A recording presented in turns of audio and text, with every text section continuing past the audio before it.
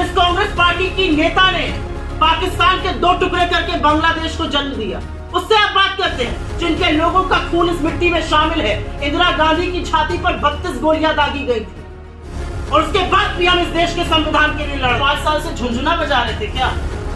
Consultative committee on railways में जो आपका सांसद था, वो रेलवे लाइन यहां नहीं ला पाया। इससे ज्यादा नाकारा और निकम्मापन और दूसरा क्या होगा? और एक बात कांच के शीशे की तरह साफ है कि नरेंद्र मोदी जी 1 जून को प्रधानमंत्री नहीं बनेंगे, बीजेपी की सरकार नहीं बनेगी, सरकार इंडिया गठबंधन की बनने जा रही है। नरेंद्र मोदी जी के पैरों के तले से जमीन खिसक चुकी है। असलियत यह है कि संविधान के खिलाफ जो साजिश रची जा रही थी, आरक्षण के खिलाफ जो षड्यंत्र रचा जा रहा था, जो बेरोजगारों को, महिलाओं को, गरीबों को, किसानों को, श्रमिकों को वंचित करके जो 10 साल राजनीति करी गई, उसका अंत होना है और अब न्याय होगा।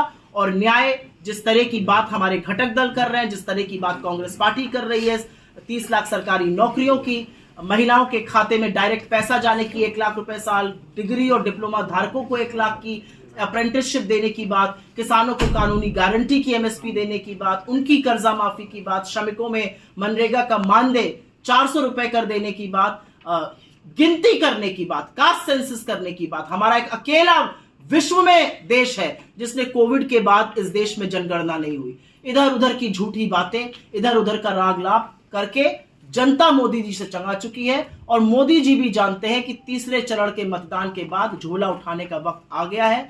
आज यहां पर हमारे प्रत्याशी वीरेंद्र चौधरी जी के लिए समर्थन में, उनके लिए वोट मांगने के लिए हम सब एकत्रित हुए हैं। वो फरेंदा से कांग्रेस के विधायक हैं, यहां पर मजबूती से चुनाव लड़ रहे हैं, पढ़े लिखे व्यक्ति हैं, जुझारू हैं, संघर्षशील हैं और हम सब घटक दल के साथी यहां पर बैठकर एक मन से, एक मुश्त पूरी ईमानदारी से उनके प्रचार की बात करते हैं, उनके लिए वोट और आपका सहयोग। मैम, अरविंद केजरीवाल के बाहर आने से क्या लगता है इंडिया गठबंधन को मजबूती मिलेगी? क्यों नहीं मिलेगी? मुझे लगता है इंडिया गठबंधन को मजबूती मिलेगी। इस देश में जो संविधान में जो लोग आस्था रखते हैं उनको मजबूती मिलेगी। आप सोच सकते हैं कि लोकतंत्र में, भारत जैसे लोकतंत्र में 2-2 मुख्यमंत्रियों को जेल में डालकर चुनाव लड़ा जा रहा है। ये कौन से तरीके हैं? आप सोच सकते हैं कि चुनाव के जस्ट पहले सबसे प्रमुख विपक्षी दल के खाते सीज कर दिए जाते हैं। आप ये सोच सकते हैं कि मुख्य धारा के मीडिया को पूरी तरह से ब्लैकआउट कर देने के निर्देश दिए जाते हैं। ये अलग बात है कि मीडिया अब आपकी बात सुनने को तैयार नहीं, क्योंकि आवागमन की बेला है तो मीडिया भी थोड़े अपने तेवर दिखा रहा है। नरेंद्र मोदी जी ने अडानी और अंबानी का इतना बड़ा नाम लिया, भ्रष्टाचार का इतना बड़ा आरोप लगाया, कहा बोरों में भर भर के, टेम्पो में लाद लाद कर काला धन बांट रहे हैं, लेकिन आप जैसा प्रबुद्ध वर्ग उनकी बात पे कुछ कर ही नहीं रहा है। टीवी डिबेट ही नहीं हो रहा है, ईडी सीबीआई उनकी बात नहीं सुन रहा है, क्योंकि अब आने जाने की बेला है। तो जाते हुए प्रधानमंत्री की बात अधिकतर सुनी नहीं। प्रधानमंत्री 400 पार की बात कर रहे हैं और कहते हैं सारे भ्रष्टाचारी एक मंच पे आ गए हैं। क्या प्रधानमंत्री 400 की बात कर नहीं रहे हैं, कर रहे थे। प्रधानमंत्री ने नारा दिया 400 पार, 400 पार। जनता को समझ में आ गया कि 400 पार का मतलब है ये संविधान को बदलेंगे और इसकी पुष्टि अनंत हेगड़े ने, इसकी पुष्टि ज्योति मिर्धा ने, इसकी पुष्टि गिरिराज सिंह ने, इसकी पुष्टि उनके सांसद लल्लू सिंह ने और खुद अमित शाह ने की। असलियत यह है कि जो षड्यंत्र रचा जा रहा था संविधान को बदलने का, वो जनता के सामने पर्दाफाश हो गया और जनता को समझ में आ गया कि ये संविधान बदलेंगे।